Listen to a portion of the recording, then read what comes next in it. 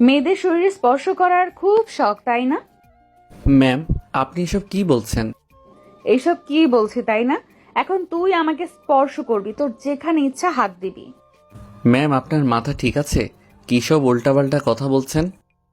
যখন অন্য মেয়েগুলোর গায়ের উপর ঢলে পড়িস তখন তোর খুব ভালো লাগে না? এখন আমাকে স্পর্শ করতে বলছিস, স্পর্শ কর। ওই মেয়েগুলোর গায়ের যেখানে যেখানে হাত দিয়েছিস আমার গায়েও সেখানে সেখানে হাত দে। ম্যাম, আপনি ভুল করছেন। আমি এমন কিছু করিনি। ঠিকই বলেছিস, ভুল করেছি। আমি তোকে ভালোবেসে যে ভুল করেছি এখন সেই ভুলের মাসুল দিচ্ছি। তোকে যেটা করতে বলেছি সেটা কর।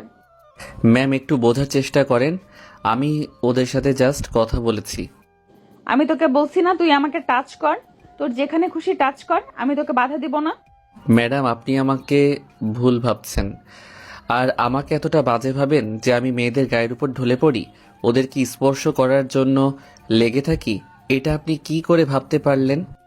আমি কিছুই ভাবিনি, সবটা আজকে নিজের চোখে দেখেছি। তোকে আমি কি বলেছিলাম?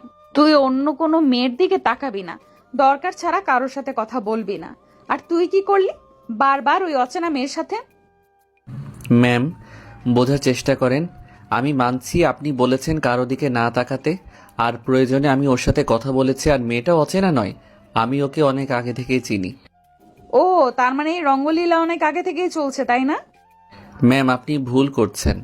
আমি তো বলছি আমি এমন কিছু করিনি যার জন্য আপনার কথার বিরুদ্ধে যেতে হয়। হ্যাঁ, আমি ভুল করেছি। তোকে ভালোবাসা আমার জীবনের সবচেয়ে বড় ভুল ছিল। জীবনে কখনো কাউকে ভালোবাসিনি, কিন্তু তোকে বেসেছি। আর সেটাই হয়তো আমার জীবনের সবচেয়ে বড় ভুল। আমি জানতাম না পায়ের জুতোকে কখনো মাথায় ওঠাতে নেই। আর সেটাই করেছিলাম বলেই এখন ভুলের মাসুল হিসাবে আজকে আমাকে কষ্ট পেতে হচ্ছে।